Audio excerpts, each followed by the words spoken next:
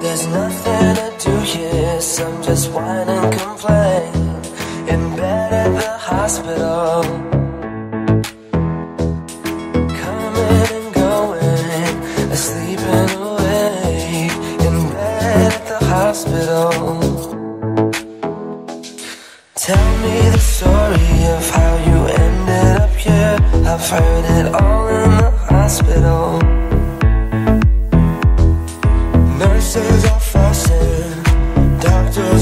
Salut, c'est Hugo et Antoine pour Hello Supérette. Aujourd'hui, on vous apprend à réaliser une pochette. Nous, on a utilisé du simili-cure pour former la ceinture. On vous conseille honnêtement d'utiliser autre chose si vous débutez dans la couture parce que c'est vraiment galère à coudre. Si vous le souhaitez, vous pouvez également utiliser une ceinture à vous si vous avez dans votre placard. Si jamais vous trouvez du tissu épais comme de la feutrine, vous n'êtes pas obligé d'utiliser du thermocollant comme on va vous montrer dans la vidéo. Et pour la petite fermeture, on a utilisé une pression aimantée.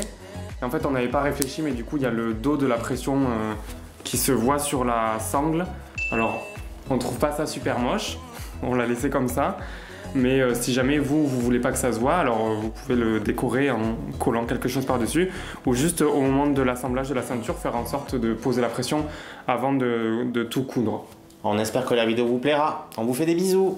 Nous, on voulait qu'un ordinateur puisse rentrer dedans, donc on s'est servi d'un ordinateur, environ 50 cm du tissu de votre choix, 50 cm du thermocollant le plus épais que vous pouvez trouver, du simili-cuir, et enfin le moyen de fermer cette petite sacoche. Nous, on a choisi des pressions aimantées. Alors, vous prenez votre tissu et vous le pliez en deux, vous placez votre guide, pour nous c'est l'ordinateur, au centre, de sorte que vous ayez 3 cm de marge de chaque côté et en bas, et ensuite pour déterminer la hauteur du rectangle, c'est 2 fois la hauteur de votre guide, plus la hauteur du rabat. Donc vous découpez le long du bord et ensuite vous découpez le long du pli pour avoir 2 jolis rectangles de tissu. Et vous découpez un rectangle de la même taille dans votre thermocollant. Vous devriez avoir 2 rectangles de tissu et un rectangle de thermo. Donc vous allez d'abord thermocoller un des 2 rectangles de votre tissu pour savoir quel côté du thermocollant va contre le tissu. Et il y a un côté qui est micro-perlé et en fait ces micro-perles c'est de la colle. Donc on place la face micro-perlée contre le tissu et on vient repasser sans faire glisser le fer, on laisse quelques secondes, on soulève et on repose. C'est un peu long parce que c'est un gros rectangle, mais c'est comme ça.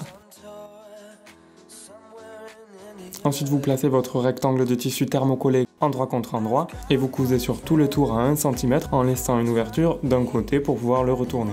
Et pour former un angle droit avec la machine à coudre, vous plantez l'aiguille dans le coin, vous relevez le pied presseur, vous faites pivoter votre pièce de tissu et vous rebaissez votre pied presseur.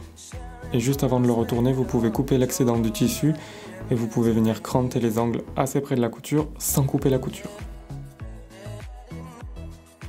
Vous le retournez, vous poussez bien dans les angles et vous pouvez vous aider d'un stylo.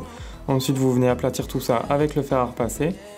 Et c'est aussi à ce moment-là que vous préformez l'ouverture que vous aviez laissée pour le retourner, pour pouvoir la coudre plus facilement. Vous l'épinglez, vous surpiquez tout le côté, et on fait la même chose de l'autre côté pour que ce soit plus propre.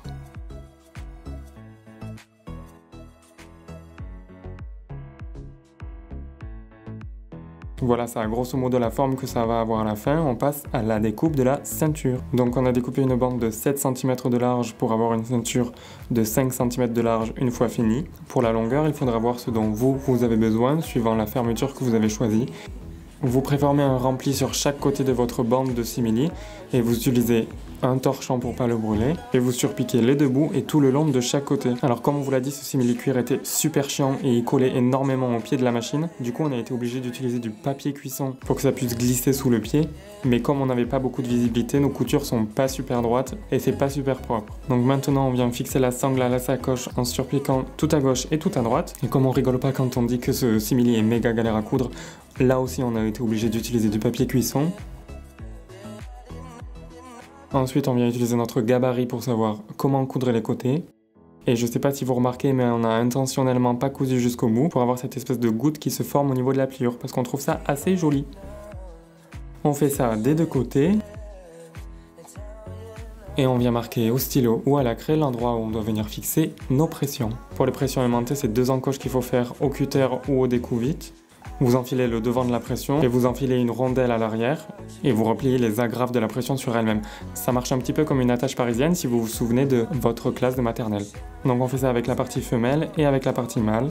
Et voilà cette petite sacoche enfin finie. Si jamais vous avez des questions sur quel tissu ou comment faire quelque chose, n'hésitez pas à nous laisser un commentaire, on répond à tout le monde. Si jamais vous aimez ce qu'on fait, vous pouvez nous montrer votre soutien en likant la vidéo, en la partageant ou en nous laissant un joli petit commentaire aussi. Ça nous fera très plaisir. Ah, et cliquez ici si vous voulez apprendre à faire un dégradé sur un t-shirt. Suivez-nous sur Facebook et Instagram pour voir l'envers du décor.